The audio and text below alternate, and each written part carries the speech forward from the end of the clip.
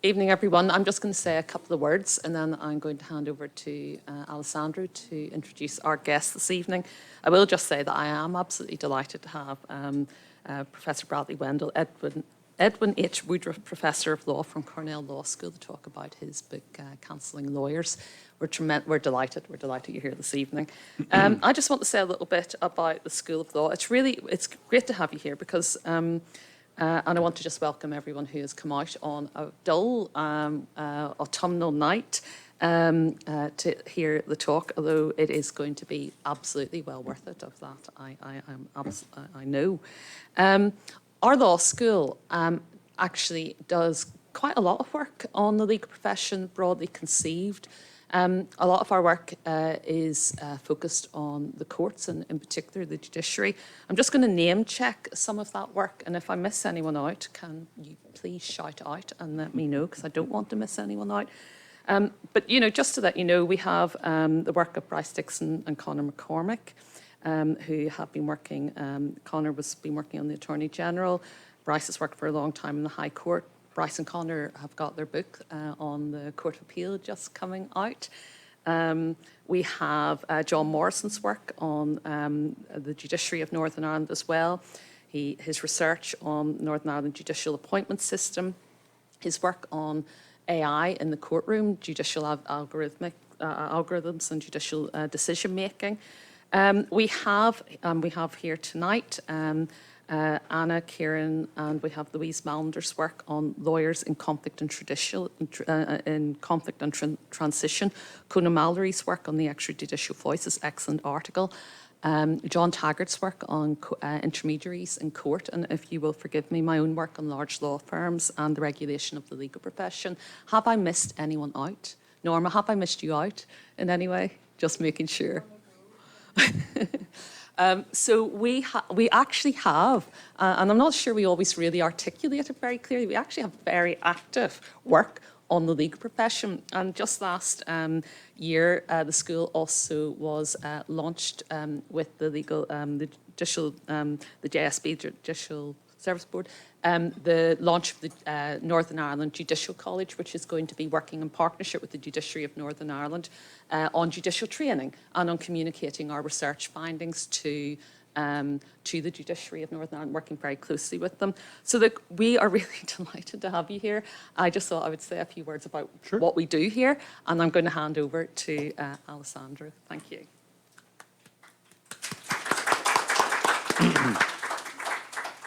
So thank you, John, and good evening, everyone. Again, just a few words of introduction for our distinguished guest before we finally start. So as John mentioned, Professor Bradley Wendel is the Edwin Woodruff Professor of Law at Cornell Law School.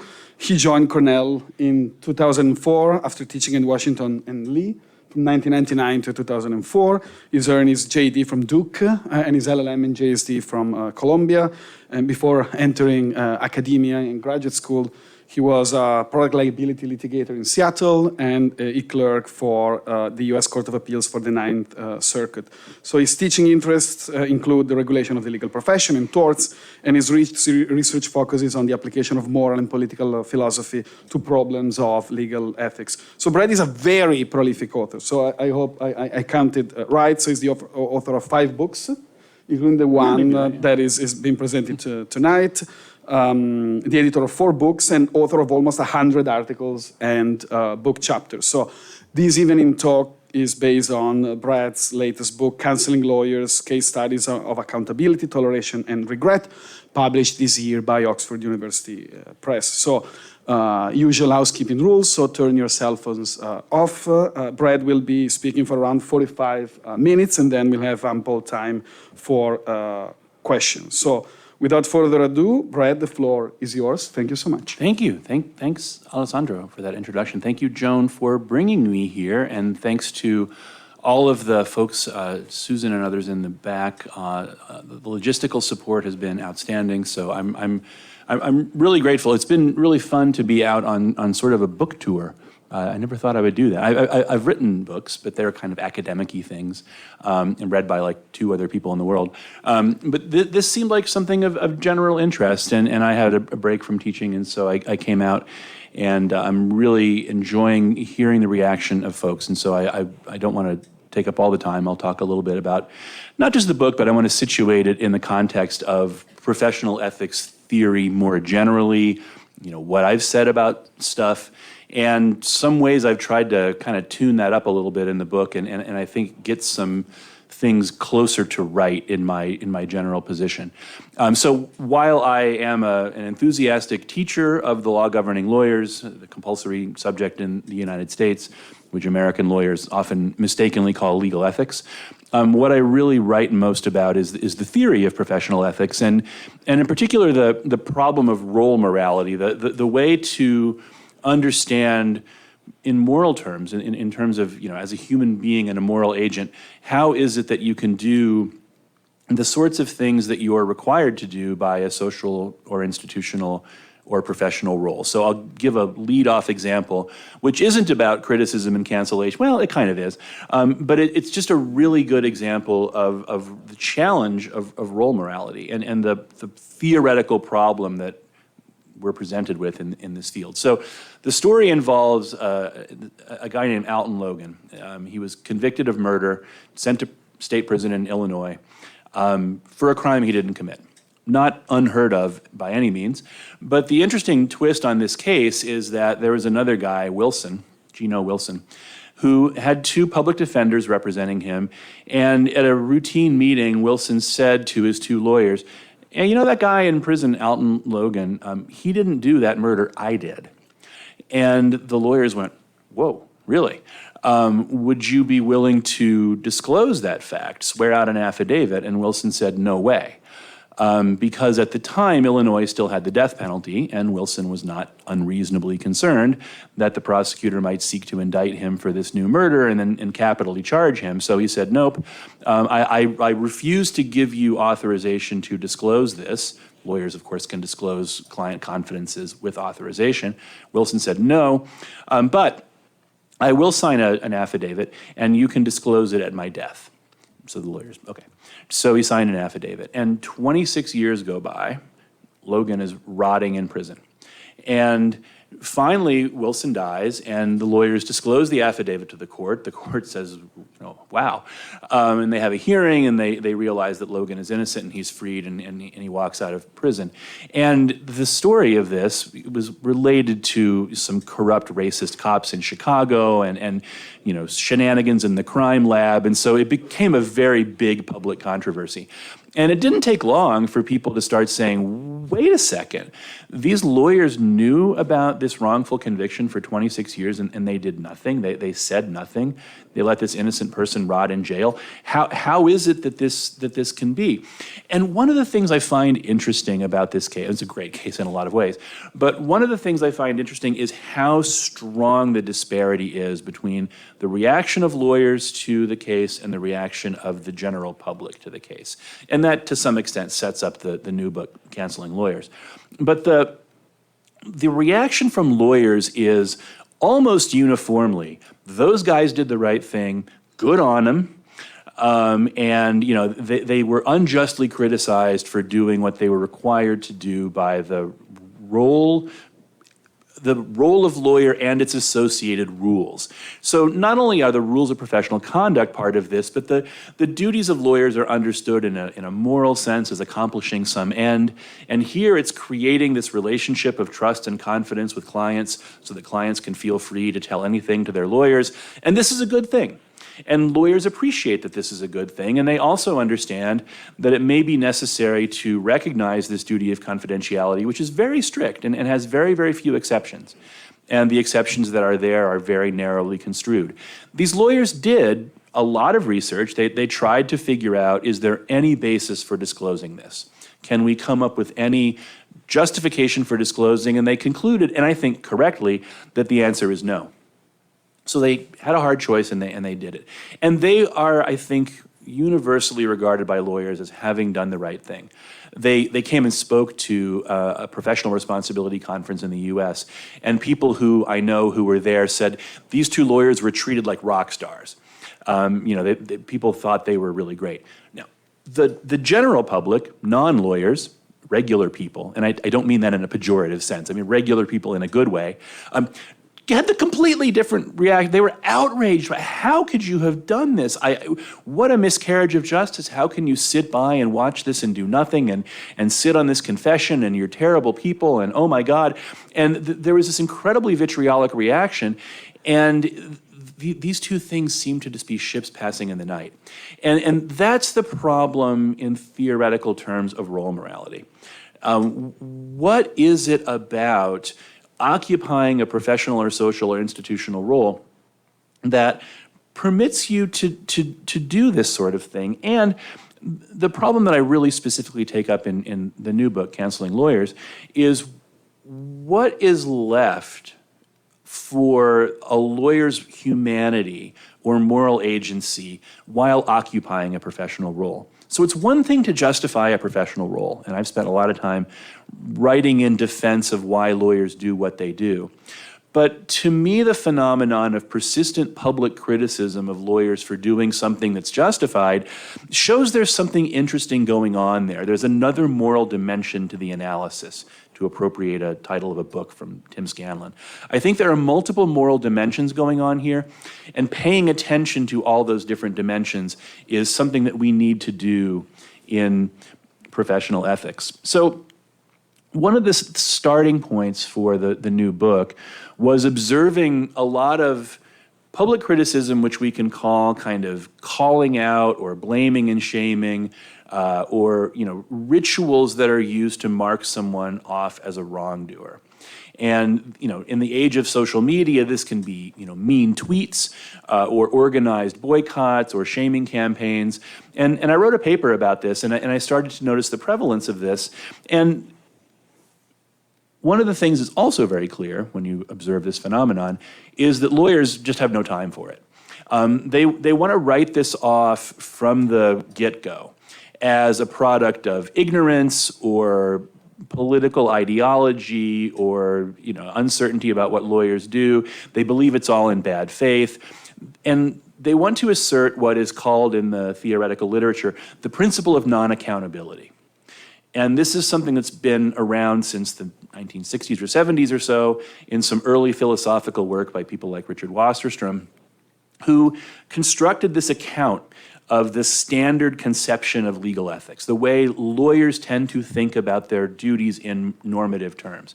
And the standard conception has these three principles: partisanship, you go all in for your client; neutrality, you do that even if you might disagree with the client's position or the justice of the cause; and then three, non-accountability.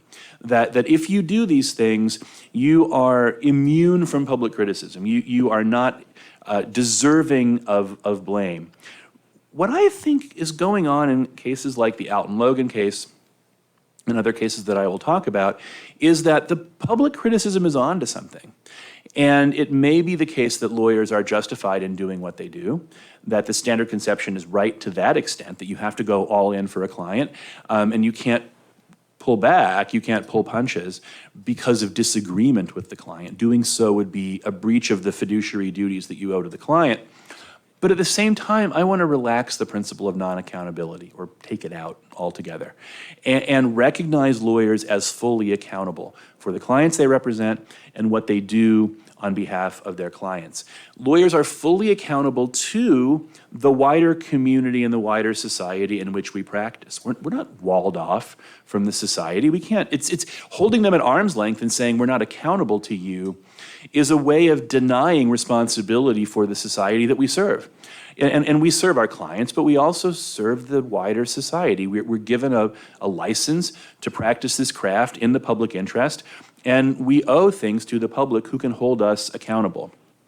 So things like the Alton Logan case show ways in which concrete forms of blaming and calling out can hold lawyers accountable and require lawyers to go through a process of justifying themselves, both in professional or institutional terms, and also in terms of their own moral agency or their humanity. So that's kind of the theoretical foundation. And one of the things that I wanted to do in the book is to sort of destabilize some of these kind of pat dichotomies. And I think what lawyers want the world to look like is if they're justified in doing something on behalf of their clients, they're permitted to do so, full stop, and they can go home and sleep well at night, and any criticism or blame that is directed at them is misguided. It can be fended off with this principle of non-accountability. On the other hand, if they are not permitted to do something, they shouldn't do it. But there's no such thing as acting in a complicated, messy, ambiguous world where you may do something and it's the right thing to do, but nevertheless feel an accompanying sense of reluctance or regret or sorrow. That's the sort of thing that professional ethics resists. And I think it shouldn't resist that. I think it should build in more space for a recognition of regret or sorrow. So the Alton Logan lawyers, one of them actually said this later when writing or talking about the case. He said, I believe that I had an obligation to keep my client's secret, but I thought about Alton Logan every day. It never left my mind. I was agonized by this. And I think it's the right way to feel. And I understand that agony doesn't do Alton Logan any good. He's still rotting in prison. But I think the full description of the situation is, requires some dimension of the lawyer's acceptance of accountability for something that is permitted, something that is justified, namely keeping that secret. The lawyers were justified in doing that, but they also rightly accepted responsibility and accountability. And that's the basic idea that really got this book started and got me thinking about a different way of thinking about professional roles. I want to understand them in a way that isn't as corrosive of moral agency as I had previously written about. I wrote about a book, which I'll talk about in a minute, where I defend the professional role obligations of lawyers in kind of jurisprudential terms, but I always had a nagging worry with that book that it squeezed out the moral agency of lawyers. And I've always wanted to try to figure out a way to build that back in the right way. And so this book gave me an occasion to do that. So the book, I started writing it in 2020 or so, after observing some social media shaming campaigns directed against lawyers who had either been in the Trump administration or who had represented the Trump campaign in some election challenges. And there were these organized political action committees that were running, very funny actually, ads about the lawyers who did this and shaming them and suggesting to the clients, hey, you might want to say to your law firm, why is it that some lawyers in the firm are working on the Stop the Steal campaign and the big lie on behalf of Trump? And lawyers responded with the usual predictable outrage and doubling down on the principle of non-accountability. You can't blame us for the clients we represent. And the same kinds of editorials got written in the Wall Street Journal and the same arguments got trotted out, and it went round and round and round. And I thought there's something interesting going on here if this debate never resolves. What's going on? So I started working on this, and I made a couple of decisions early on. And one was to not talk about lawyers who violate the rules of professional conduct. That's its own thing, but in some ways not theoretically interesting. So I'm not talking about lawyers like Rudy Giuliani, who ran around lying about everything, or Sidney Powell, who filed a bunch of frivolous lawsuits. I know you guys are not in the United States, but one thing I found when I travel overseas is that people know a lot about American politics. It's kind of disturbing. I'm really sorry that we're inflicting this on the rest of the world. But people tend to know who Rudy Giuliani is. I'm not writing about lawyers like that. I find them, of course they exist, but not a very interesting theoretical case. And I'm also not so much talking about what lawyers do within the context of an existing lawyer-client relationship. I really want to talk about the client selection decision, in part because that's long been a part of the theoretical legal ethics debate. How can you represent that client? Now, sometimes that comes in the form of the standard question that criminal defense lawyers hear all the time. How can you represent a client that you know to be guilty? That's also something I largely sidestep in the book because I think by and large criminal defense lawyers have a good answer to that question. They answer it in terms of the importance of protecting human dignity, ensuring that the government isn't cutting corners in its case, checking the power of the state, vindicating the right to be proven guilty beyond a reasonable doubt. All of these sorts of things are part of the criminal defense role, and they require acting for clients who you may strongly believe or even know to be guilty. I actually think the public gets that. You know, in the research I did for the book and reading a lot of, you know, op-eds and blog posts and tweets and, you know, everything else, the public doesn't really get on criminal defense lawyers for representing guilty clients. That's not predominantly what the criticism is for, is all about. So I tried to avoid that in the book as well. And so what I did was to try to write around several case studies which are interesting stories in their own right. They're kind of morality plays. And they lead to some theoretical points that I wanted to make. So I wrote this alternating structure of, you know, case studies and theoretical chapters. My wife describes it as interesting story, homework. Interesting story, homework. Maybe it kind of feels that way. But I thought it was important to get the philosophy stuff in there too. You know, some of you may have different views about the wisdom of trying to write two different books at the same time. But I wanted to write something that would be a little bit engaging, but also make some contributions in the theory of professional ethics. So I structured around a bunch of examples, and I'll talk about a couple of them. The lead-off example is one that I like because it's not a criminal defense case. It's a civil litigation case. So it doesn't involve the cab rank rule or appointment or the right to counsel or anything like that. It's a purely voluntary lawyer-client relationship. And it involved criticism which was not, you know, uninformed or ideological or in bad faith, but quite serious.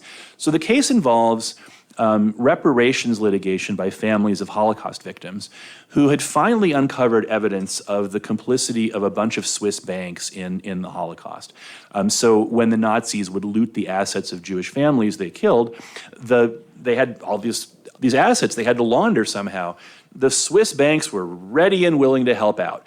So Credit Suisse and a bunch of other banks in Switzerland laundered, you know, gold and other assets that were taken from murdered Jews in the Holocaust.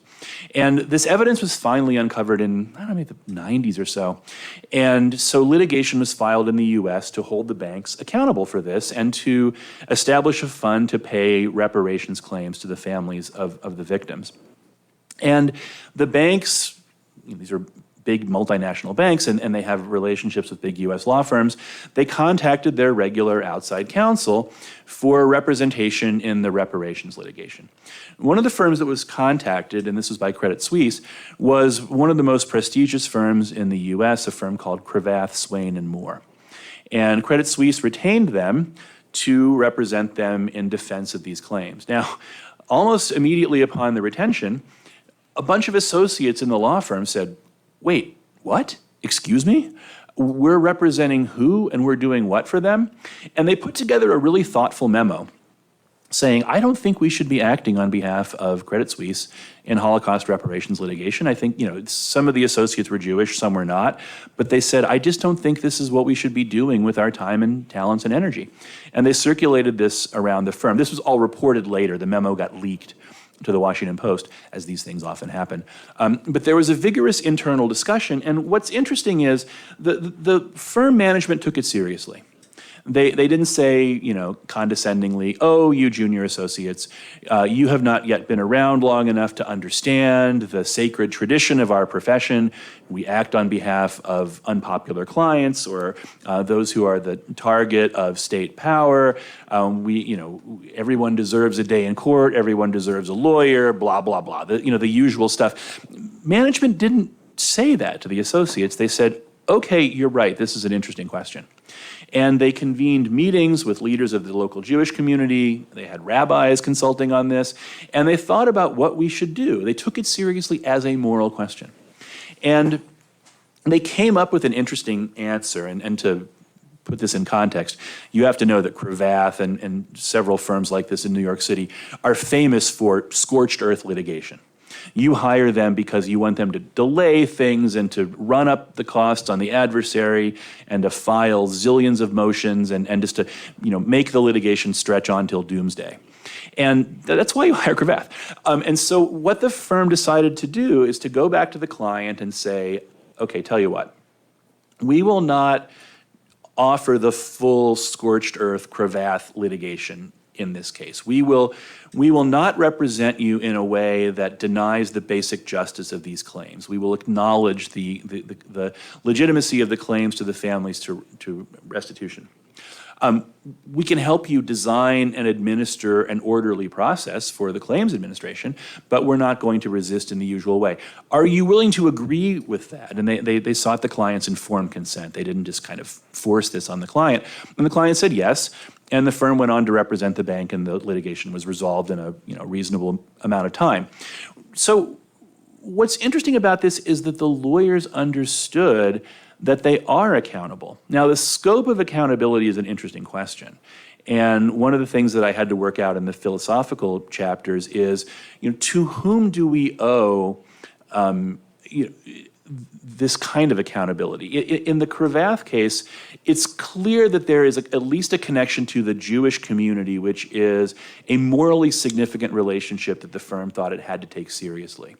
So one of the things that I like about this is that it shows something important about the nature of morality, which is that it is fundamentally rooted in human relationships, in what we owe to each other, to quote Tim Scanlon, that we have, by virtue of being human beings in relationship with others who we acknowledge as free and equal, we believe that we owe them certain things, and they can hold us to those standards, which is to say, hold us accountable. And so the accountability relationship here grounded the associates' revolt and the firm management's decision to do something different in this case. Nobody talked about the principle of non-accountability, right? Nobody attempted to say, you can't raise this critique, this is out of bounds, as long as we practice within the rules. And, Cravath is aggressive, but they don't tend to break the rules. We can do this. They didn't do that. They accepted this.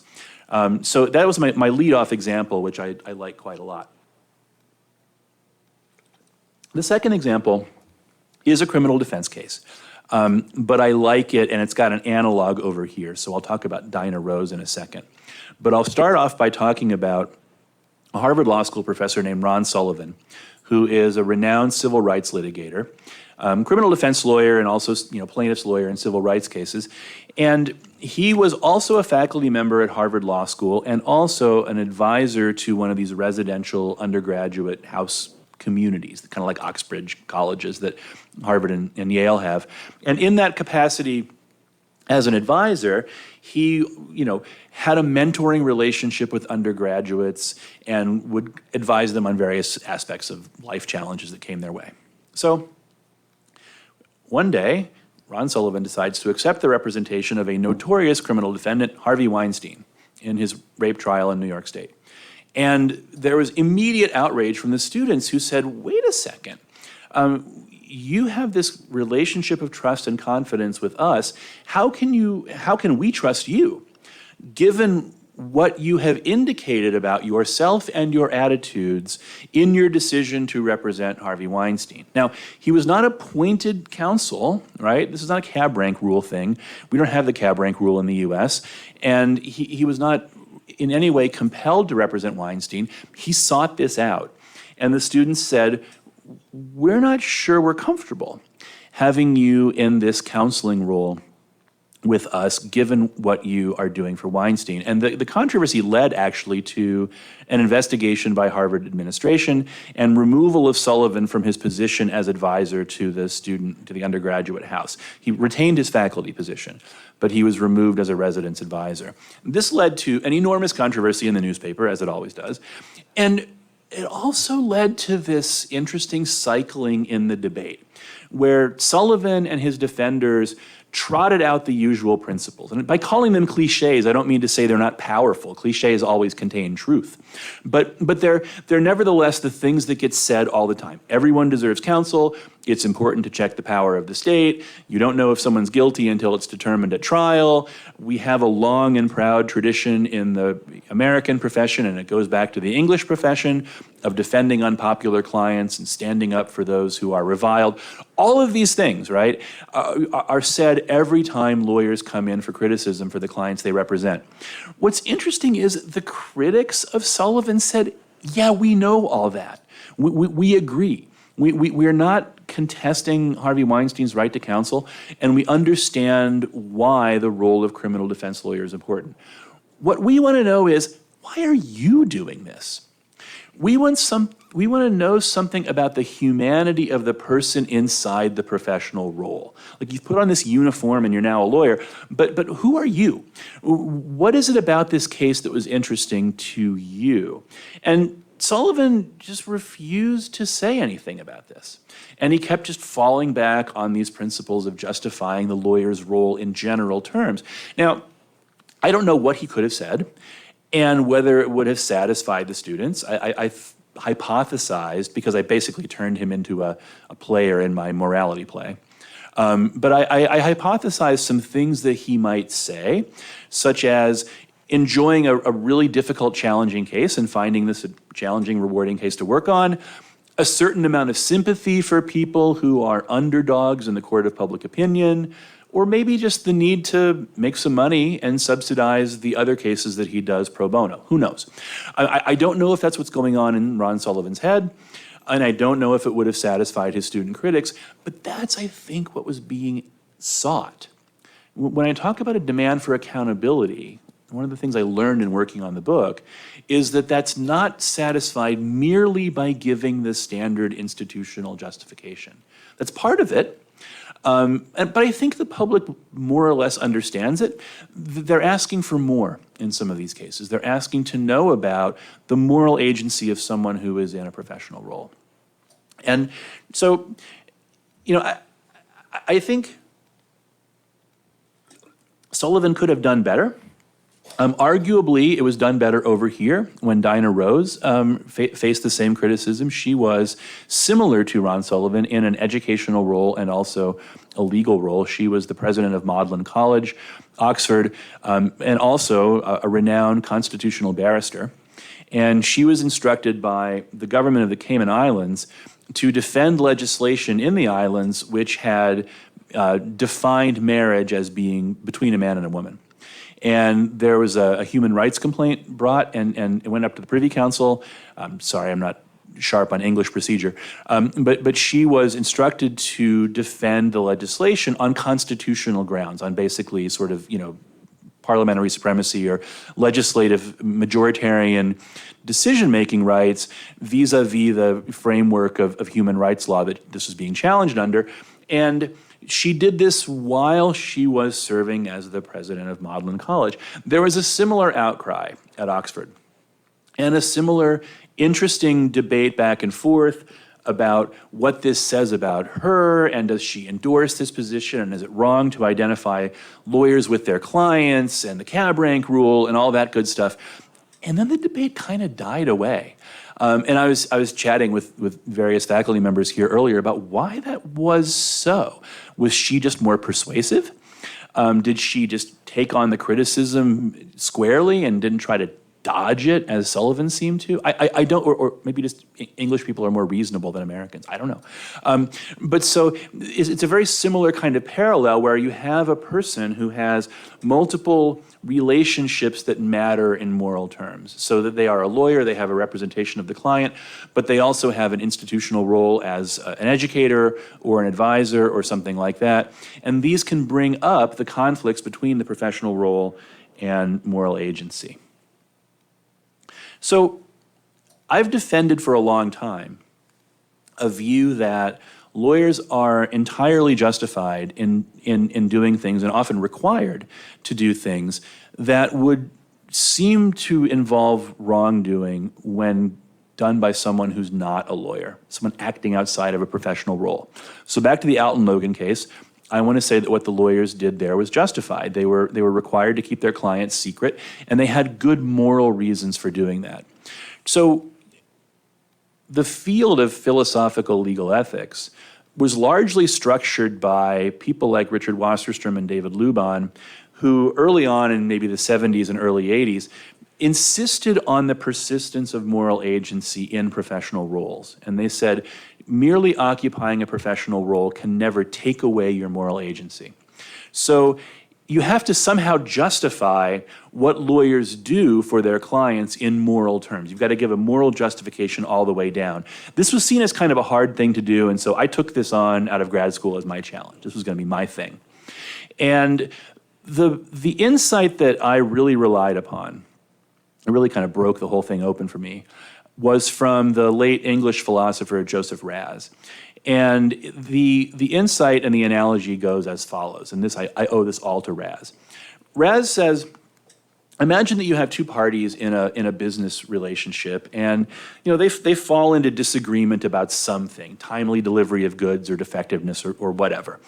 And they don't want to rupture the relationship. They want to stay connected, but they have this disagreement and they can't get beyond it. There are factual uncertainties or value conflicts or whatever. What do they do? And Raz said, well, easy. They appoint a third-party neutral. They appoint an arbitrator to resolve the dispute. And the arbitrator decides, and they go on with their lives. And the Raz arbitrator example was just this major light bulb moment for me, like, aha. Because it says a couple of things. It has something fairly simple and something fairly profound. The simple thing is that we can see ourselves as all being in the position of the parties in this dispute. And we have a desire and a shared interest in maintaining ongoing relationships with people that are in our political community. We're sort of thrust into it in some ways. We didn't choose to be in this society. Most of us don't really have a viable exit option to leave, and most of us don't want to go to war with our fellows. And so we are, in a sense, thrust into this relationship that we can't get out of, and we desire to continue relating to one another in a relatively peaceful way and to cooperate together on common projects. And we need some basis for this, notwithstanding that we disagree about all sorts of factual and normative things. So you can take the arbitrator example and kind of generalize it. That's the sort of simple insight. The really profound insight that Raz had, which I used as the basis for Lawyers and Fidelity to Law, is that if this arbitrator move is to work and allow the relationship to continue and not fall back into the same disputation that gave rise to the need for the arbitrator in the first place, the arbitrator's reasons have to replace the party's reasons for acting. They have to become the new framework. They have to exclude the party's reasons that were in dispute. Otherwise, they're just going to keep going round and round about the same dispute. And if you use the arbitrator as an analogy for the framework of legal rights and duties and institutions and procedures, which is what I do in Lawyers and Fidelity to Law, then you have to see the law as exclusionary, as creating what Raz would call an exclusionary reason for action. So when you're interacting with people in a domain that's governed by the law, and you're seeking to use the law to structure your relationship, you're offering legal reasons as justifications, or you're using the law to structure a transaction or something like that, you can't keep appealing back to the things that the law was meant to replace. The law kind of comes in and replaces all sorts of things that we in society disagree about. And so necessarily that means preempting, going back to those reasons that were underlying the dispute in the first place. So this, I think, makes sense of a lot of what lawyers do in the context of disputed social issues. So another case that I talk about in the book, and this gets people stirred up sometimes, involves law student protests and boycotts of law firms who act for fossil fuel companies in various kinds of oil and gas development transactions and things like that. Given the urgency of the climate crisis, say the students, how can you do this? This is wrong. It's wrong to lend your assistance to clients who are doing this sort of thing. And I don't deny the basic force of that claim. So how can I defend what these big law firms do who represent ExxonMobil or Chevron or companies like that? On the arbitrator example, you have to understand that there's persistent disagreement about the pace that's plausible of decarbonization. That's kind of an empirical question. The right way to assign responsibility between the global north and the global south, the developed and the developing world, for addressing the climate crisis, what we do in the meantime until we've transitioned to fully sustainable energy sources. We still need to be able to develop oil and gas resources and bring it to market, and there still need to be contracts and distributorship agreements and all of that. These are things that we simply can't avoid. If we live together in society and consume energy. And we need the framework of law in order to enable this mutually beneficial project to go forward. And so working for a law firm that represents ExxonMobil or someone like that can be understood as contributing to this process that allows us to live together in a relatively stable society with a framework of rights and duties provided by law that exists notwithstanding all this first order disagreement that otherwise there would be. So I think this is an important insight, but the students just, take this back to, you are wrong to do this kind of work.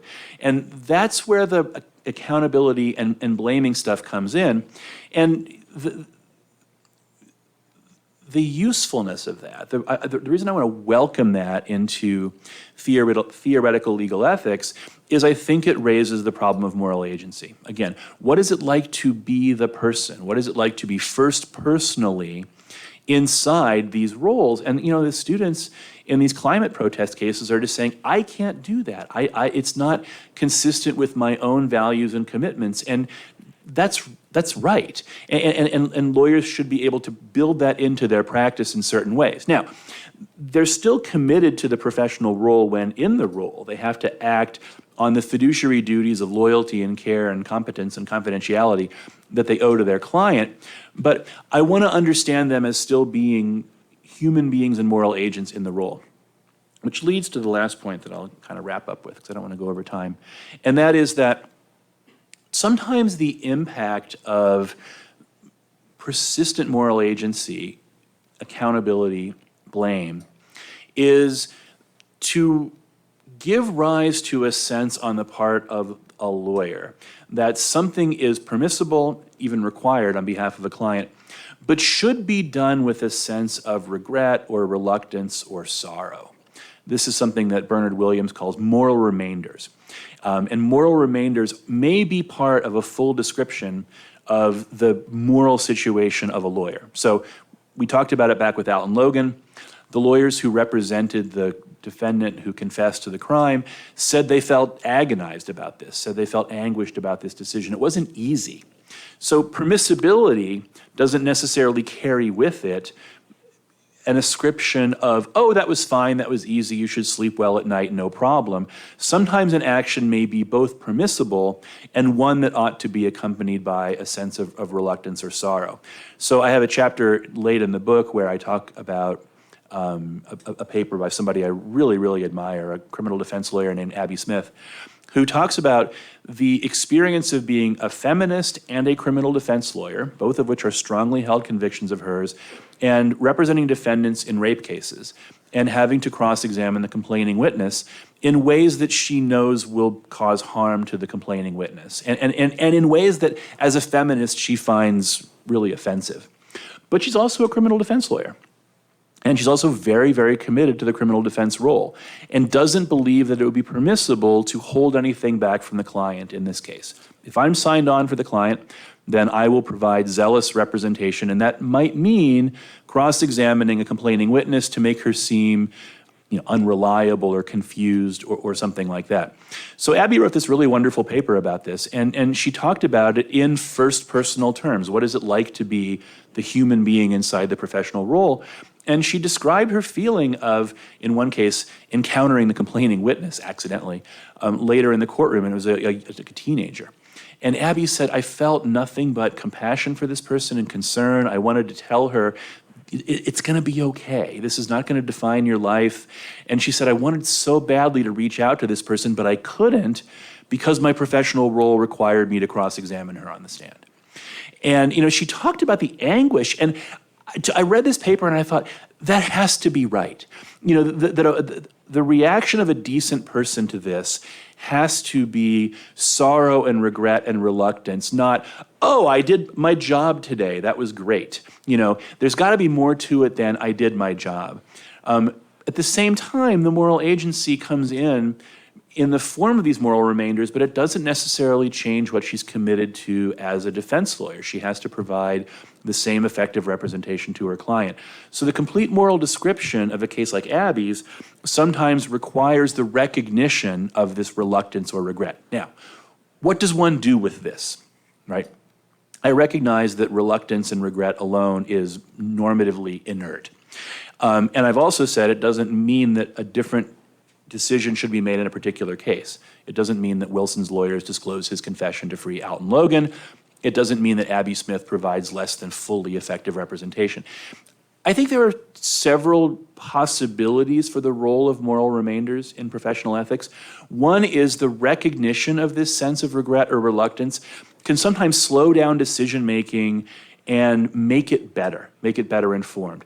I think that's what's going on in the Swiss banks case with Cravath.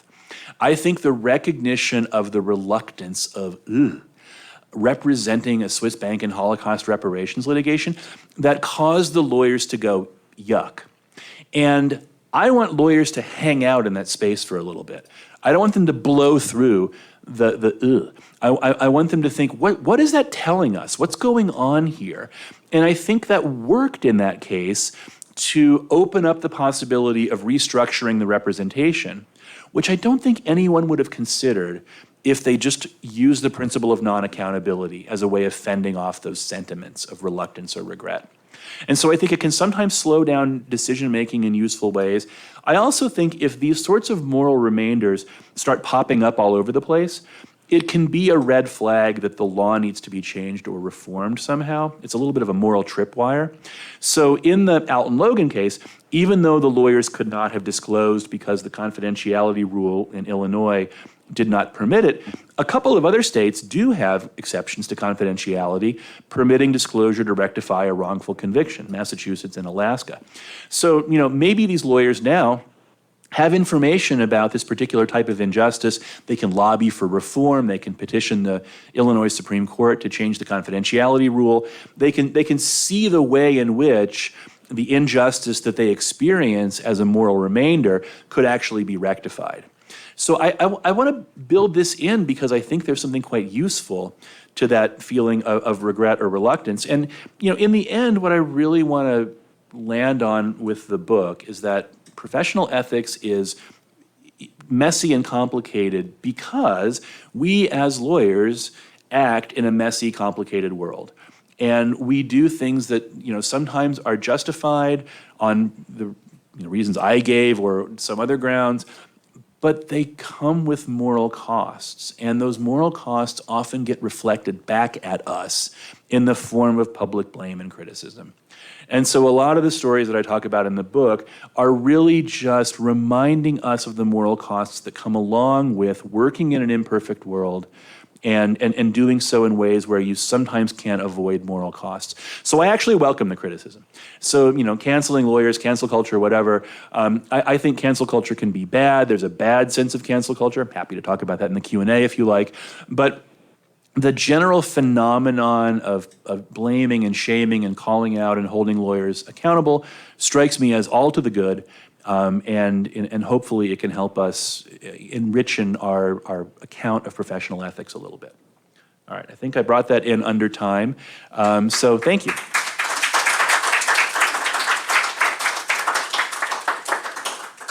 So, Brad, thank you so much. We have around 20-25 minutes for the Q&A. We have Deglan here with the mic, so as always, don't be shy. We have Professor Kieran McAvoy. Mr. Wendel, welcome to Belfast. Thank you. I was looking at my shelf at home in my study, and I've got your back catalogue, the whole lot of them. So you're cool. You were Joe mentioned earlier a book that myself and Anna and our colleague Louise were involved in writing around how lawyers do their jobs in places of conflict or transition. And we did field work in 6 jurisdictions around that. And I suppose my question is related to, it's kind of the other end of the spectrum. So what we were looking at was where lawyers find their kind of legal or ethical base in a context where they're actually very sympathetic to their clients. So if you're people involved in anti-apartheid work in South Africa or fighting against the Pinochet regime in Chile, so where do you find your legal base? And we kind of came up with a couple of ways of framing that. So some of them just said, certainly here, what lawyers would say is, I'm a human rights lawyer. I represent, it's a sword and shield to protect me. And obviously there are good reasons for that, not least that you could get killed if you're seen to be sympathetic with the particular politics of your client base. So that was one. The second version was people who said, I'm a struggle lawyer, and particularly in South Africa. I'm in the struggle, like, so, and some of them would have said they had no faith or confidence in the bar as a regulatory regime. It was an apartheid bar. So they pushed beyond the boundaries of what was legal practice and so forth. But the third category, and this is perhaps most relevant to what you're arguing, I think, is that people who kind of were somewhere in the middle and tried to work their way around almost case by case or client by client. And I think we framed it as people who saw themselves as belonging to a moral community, and used that as a kind of an ethical and epistemological base. And so they would they would take advice from other people involved in similar, complicated, sensitive work. And so and I liked that one. That was probably the most difficult one for us to work our way through, but probably intellectually probably the most interesting. And so to go back to what you were arguing there, who are the audience for these lawyers in some contexts? Because in our context, and again, it's different because these are people who have lots of political sympathies for their clients. But they work their way through to find their ethical base by talking to other lawyers. That's who their base was. It wasn't the people on Twitter. It was actually people who were involved in similar progressive lawyering, and they'd say, you see, on this, I would take this view. I don't think I would go that far on this one, but it was a kind of case-by-case kind of analysis. So that's my question is that who's the audience? Who's the moral community for these lawyers? Yeah, no, that's a great question in a lot of ways, and a bunch of different reactions. One of those is, public criticism, it's really easy to brush off because a lot of it is dumb. A lot of it is transparently in bad faith or ideologically motivated or not very well informed, and so it's really, really easy to shake it off. And so I tried in writing the book, and I don't know if I pulled it off, but to understand it as kind of, I probably should have said this explicitly, as like a hypothetical Greek chorus in the in the drama. It's often in bad faith and dumb, but it represents the view of the community. It represents a judgment on the main actors in the drama, and I think it's quite wise to go and talk to other lawyers. But I take it that the conversation with the other lawyers was also about sort of what we owe more generally in terms of interests of justice and the public good and things like that. One thing that came out in your question is something that lawyers seem to care a lot about, and it may get lost in some of these cause lawyering cases, which is that lawyers, certainly traditional ideologies of professionalism, talk about independence from clients. They see one of the hallmarks of professionalism as being independent from all sorts of things, independent from the government, independent from courts, independence from clients, so that you can step back from your clients' causes and give clients advice that is impartial and based on a judgment about their best interests. And if your own interests get mixed up in that, it sometimes gets hard to provide that kind of advice. And so I think one risk of cause lawyering is collapsing independence. On the other hand, we were talking earlier before I came up about lawyers who who go too far in the other direction and identify themselves with a stance of detachment. That's, maybe, and sorry to be the American raising this, but maybe like the barrister model, the idealized barrister is I take any brief, cab rank rule, blah, blah, blah. That's kind of hyper independence. That's, my own agency, my own commitments are never engaged in this. And that has its own characteristic risks. I think a certain kind of cynicism or amoralism that goes along with that. And so there does seem to be a sweet spot, and I think your third model may be the right way to describe that. And I think there's nothing wrong with being a cause lawyer, and many lawyers say, I want to work for climate justice or racial equality or whatever, and I went to law school to do this, and or preventing police abuses or whatever. It's all I want to do. To that I say, awesome. But it is important to understand that just because you believe in the justice of your cause, it doesn't mean that you can do anything at all in pursuit of that you think you can get away with, and that there is a value to independence. There is a value to being able to step back from your client's position a little bit and provide that kind of impartial advice. And I think you're probably right, that who is going to be able to counsel someone in a position like that is a lawyer who themselves has been in that very difficult role and has some experience with balancing all of the relevant considerations. I don't think you don't ask that out on social media. The social media thing is just merely meant to represent, in a way, the community's stance with respect to you and what you're doing for your client. Excellent. Next, in the back, yes. Hello. You said there was a bad sense of cancel culture that we may be able to get into in the Q&A. You're doing it. All right, cool. So I have no idea whether this dreary debate has been inflicted on you on this side of the Atlantic, but Americans live with this incessant talk of cancel culture. And it's of course, like everything in our society, politicized. So when the right says cancel culture, what they basically mean is progressive intolerance. They're talking about conservative speakers on campus being shouted down, deplatforming, efforts to economically penalize entertainers whose views are not in line with progressive orthodoxy or whatever. That's the conservative take on cancel culture. The response from the progressive side is cancel culture is just a term. What we want to call it is accountability culture. And it's a way that relatively powerless actors, relatively marginalized actors, can hold powerful actors accountable. So it really is accountability culture, not cancel culture. So this debate's been going on for a long time. And a smart article about 3 or 4 years ago said, here's how to cut through all the blather about cancel culture and figure out whether it's a good or bad thing. First of all, let's recognize that dissent and free speech and criticism is a good thing. We should encourage that. The marketplace of ideas is an important metaphor. And we should never stigmatize vigorous criticism as cancel culture. However, you can identify the bad sense of cancel culture. You can see a legitimate objection to something where it's not trying to persuade. It's not aiming at marshaling arguments and evidence. It's not seeking persuasion. It's seeking coercion. It's seeking to organize some kind of penalty. So it's not persuasive and it's punitive. And it's coercive. And those are the hallmarks of bad cancel culture. How much of that is actually directed at lawyers? I don't think a whole lot. The law students who are telling other law students, at 2 law schools, by the way, not to work for Gibson Dunn, that's not affecting Gibson Dunn. They're hiring law students all the time. They're doing just fine. I don't think many of these cancellation episodes, alleged cancellation episodes, are coercive or punitive. Trump claims that they are, but the reason Trump can't hire decent lawyers is he won't pay them. And he's also the absolute most difficult client imaginable. He won't listen to sensible legal advice, and he runs his mouth off all the time. And so the reason people don't want to work for Trump is not because they're canceled or there's any kind of coercive economic pressure being brought to bear on them. It's because he's the client from hell.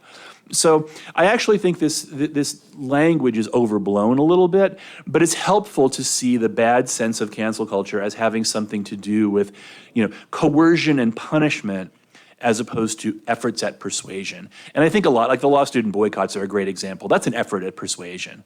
Very clearly. I don't think they really believe they can impose any sort of economic hurt on Gibson Dunn. I think this is really an effort at persuasion. I was talking about this at UCL, actually, though, and one of the students there said, yeah, but in order to persuade a really recalcitrant opponent, don't you need to put a hurt on them somehow? Don't you really need to hit it where it hurts in the bottom line? And I said, yeah, maybe. But I don't think ExxonMobil is all that worried about this. But it does seem worrisome once this crosses over from persuasion and efforts to hold accountable into this kind of exercise of power. One of the subtexts in the book that I didn't bring out very well is the way in which power is a very protean concept. And you can talk in terms of official power and unofficial power and different ways power is exercised. I think that's going on in the background of a lot of these cases, and I'm just not an astute enough social theorist to really have brought that out as a theme. But it comes up when I talk about this stuff a lot. Like, what do you mean by power?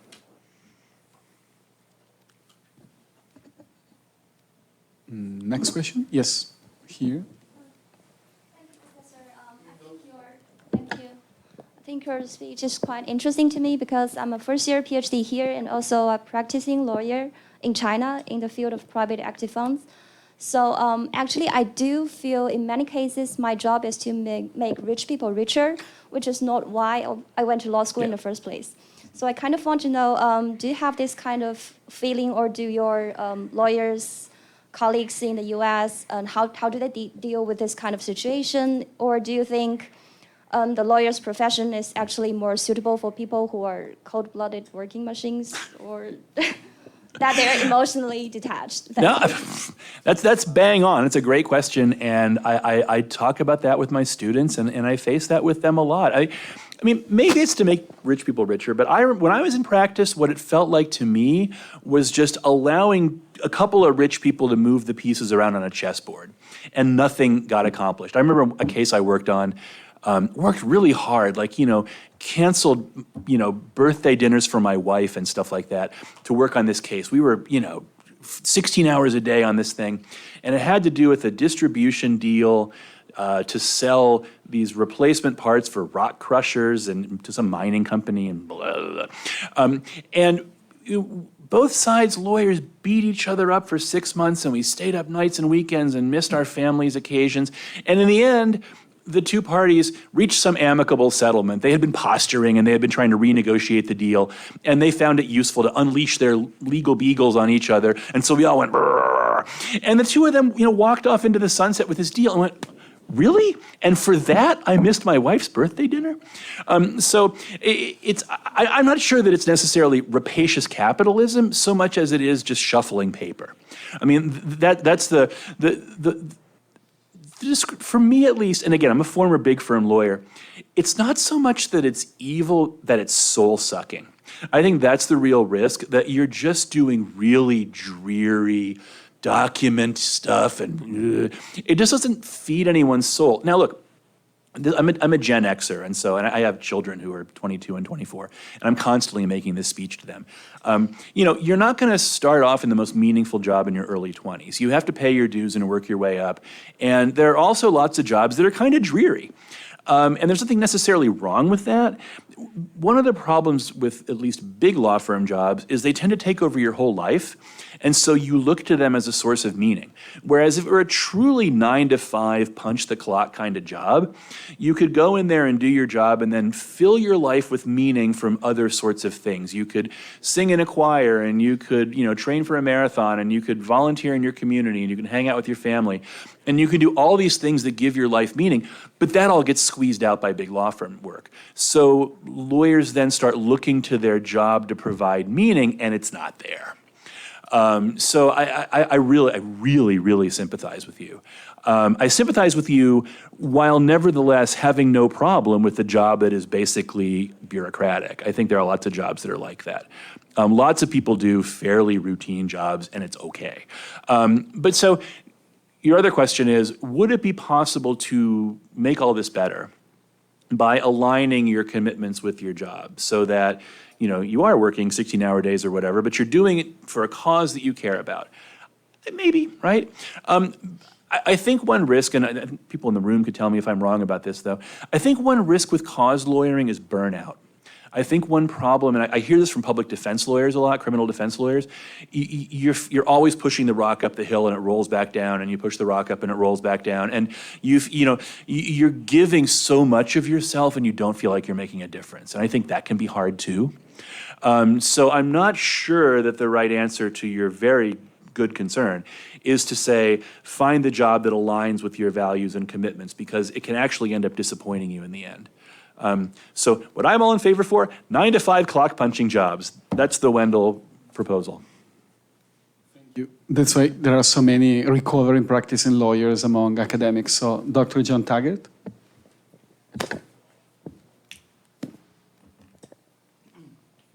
Thanks. I'll keep this brief in case anybody else wants to ask a question. There's a podcast series that's been recorded in the UK by the University of Law, and they interview former judges of the Supreme Court, and some of the concerns that some of the judges had about the Brexit litigation, post-Brexit, around Article 50, and there was a real concern among the judges that the public were, well, there was a newspaper front page of the enemies of the people, And in the view of two of the retired Supreme Court justices, they both agreed that they thought that the televised proceedings of the litigation, which turned out to be banal, administrative, boring, wasn't, appeal court witness says this, and their view was that the public got a sense of how this was open, and in fact this was a really mundane but process done right. And their view was that the public perception of judges, but also lawyers in the legal community, was repaired as some, if I could put it that way, as a result of that. Yeah. Has that got any relevance to what you're talking about today? Yeah, no, I think it does a lot. So one thing I sometimes say is that there are problems that are bigger than legal ethics. And, one of those is the pervasive politicization of everything, polarization of everything, and the mistrust of institutions and expertise. For me, I feel like my country is falling apart around me. And one of those is, one factor in that is the lack of trusted institutions that we used to rely upon. So here's a cliche showing how old I am, but we used to have 3 channels of network television, and we had these wise anchors like Walter Cronkite who would tell us what's going on in the world, and we believed them, and the government, we believed they were doing basically good things. And then Vietnam and Watergate and all sorts of things happened, and that all fell apart, and we don't trust the government anymore. We don't trust the media anymore, and we don't trust medicine anymore. So when Anthony Fauci says these vaccines actually work and they're not going to make you sterile, we go, we don't believe you. So there's been this pervasive collapse of trust in institutions, and it's taken a little while for that to hit the judiciary, but man, is that hitting the judiciary now. Our Supreme Court is facing the lowest public approval numbers in its history. People on the left say, well, yeah, that's what happens when you just start willy-nilly overruling, precedent that had been around for 50 years and, crafting immunity doctrines out of whole cloth to help Trump out. So again, everything is politicized, right? So what's the neutral, apolitical standpoint that you can reach where people can say, oh, I see that this process exists outside of politics. It works on rules that are transparent and regular and predictable and understandable and fair. It's an interesting idea, right? Televise the most boring imaginable, administrative law argument and say, this is how the sausage is made. And people will go, all right. I don't know if that would work, but another cliche, but I worry that we're in such a siloed information environment that everyone is going to get their information from their own preferred source, and they're not going to watch that, which could be quite enlightening. And they're only going to be reconfirmed in their own prejudices anyway. I don't know what to do with that. I'm not a very optimistic person by nature, and so I don't really know what to do about that. I mean, weirdly, as a non-optimist, I actually think the legal profession and the judiciary has held up pretty well under that onslaught. I think there are a lot of, I think it's kind of quite interesting phenomenon actually, judges appointed by Trump who make decisions that Trump disagrees with because they're committed to the rule of law. And I think that we have somehow managed to do a good job in the legal profession in inculcating a sense of the importance of the rule of law. And there are cases where lawyers really kind of ground themselves in that. So I would love some kind of neutral, apolitical domain of expertise that people trust. I think nothing would be better for our society to turn back the clock to that time. But I also recognize that some of these trusted institutions were actually profoundly dysfunctional and needed to be debunked. And so it's a very, very hard problem. We have time for one last question. So here, okay, we can take 2. We'll take both. And so Nikhil, you okay? So here and then Nikhil in the back, right? Excellent. So I had a question with respect to your book. So you talk about encouraging cancellation of these lawyers, but as far as I've known, at least in the US, there have been a lot of celebrities who have got cancelled, but then it hasn't impacted their career at all.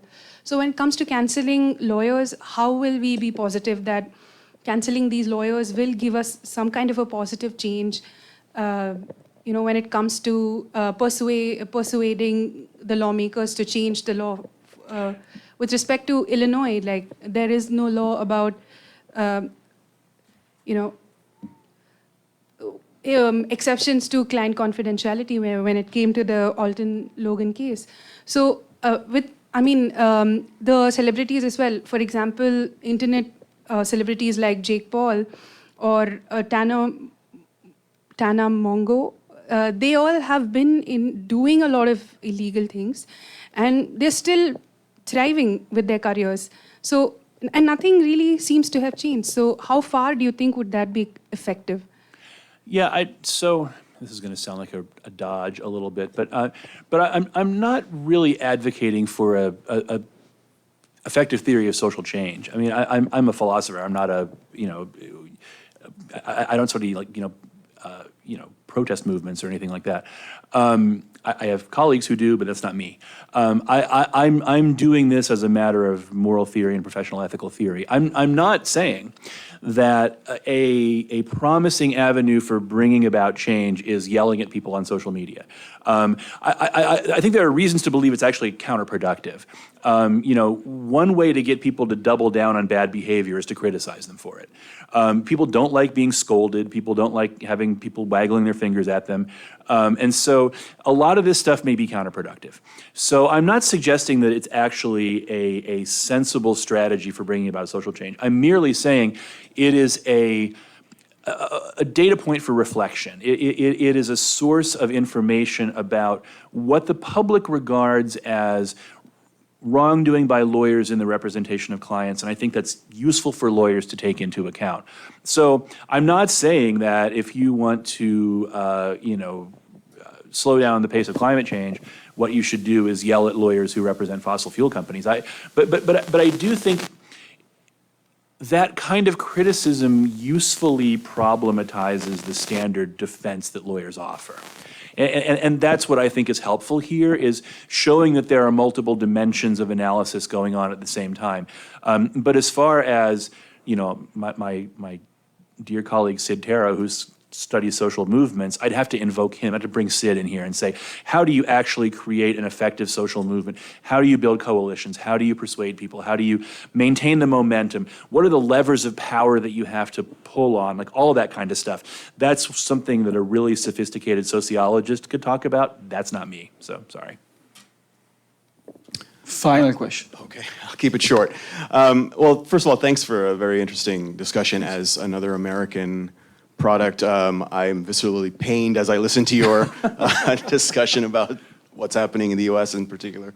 But I had a question. You mentioned, when you were talking about cancel culture in particular, you mentioned the word power. Yeah. And I don't necessarily want to get back to the topic of cancel culture. I largely agree with you. But it seems to me the question of incorporating or bringing in moral agency into the legal profession, and whether the Cravats of the world can move the needle on these big cases, I think it all really does boil down to power, right? How do we can't look at the law, the legal profession, outside of, I don't mean Democratic versus Republican politics, but the political and the power dynamics in society, and the persuasive ability of the students who protest Gibson and Dunn is a direct and the lack of caring by the Cravats or Exxon is directly related to social and political power. And sorry, not to just, I think there was the other point was, I think I was thinking of was that, if Cravath does something different in the context of a Holocaust reparations case, it's because that particular issue has such social it's different from even the Harvey Weinstein situation, as reprehensible as that is. So, I mean, how do you deal with the power issue when it comes to moral agency in the legal profession? Yeah, no, it's a great question. I mean, a few comments about power, other than my repeated disclaimer that it's a subtle issue that I don't have a full grasp on. But One of them is that I reject the standard right-wing cancel culture thing, which is, cancel culture shows the power of, coastal elites and liberals and progressives and all, Hollywood elites. And I just don't think that's right. I mean, I think the real power are, business interests and big law firms. And I agree, they're relatively immune to this sort of criticism unless, for some reason, the issue is particularly salient to them, as it was for Cravath. So I think that's right. I also think power is interesting in that you talk about it in society, but I think as a professional ethics theorist, I often think about it inside the lawyer-client relationship. Who has power relative to whom? And that's shifted over time in interesting ways. It used to be that lawyers were thought to have power relative to their clients. And the concern there was domination of their clients, and anti-paternalism was kind of the watchword in the 60s and 70s in professions generally, medicine and law and elsewhere. I think there's been a really strong shift starting in the 80s and into the 90s with in-house counsel and other things like that, where the clients have all the power now. And law firms really don't have as much ability as they used to, and it sometimes gets valorized by people who are nostalgic for the past, to say to their clients, what you want to do is a nasty antisocial thing, and I think you shouldn't do it, even though it's lawful.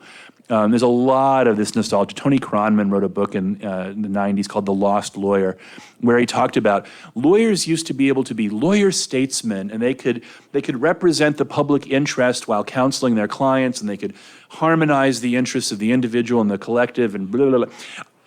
Whether that was ever true, I mean, everyone came out and said that was never true. But even if it once was, it's certainly not true anymore. When clients have all of the economic clout and can, play law firms off against each other in, hiring and keep them on a short leash with retainer agreements and parcel out little discrete bits of works to different law firms so no one has the ability to kind of comprehensively advise the client. So there's that too. And I sometimes say to students, if you had a really big picture view, where's the most effective lever? It might not be via legal representation. There might be other ways at challenging the exercise of power. It might not be this particular angle. A variation on that is I say, there are multiple professional roles. You can be a lawyer, you can be an activist, you can be a legislator, you can be, there are lots of different ways of bringing about social change. And, once you're inside law school, you go, it has to be through being a lawyer. But that may not be the most effective thing to do for the reasons that you described. The big social power is somewhat immune to the kinds of things that we're talking about here. So I think it's a good point. Excellent. Thank you so much, Professor Brad Wendel. And that's a wrap. Thank you so much to our guests, and thanks so much to the audience.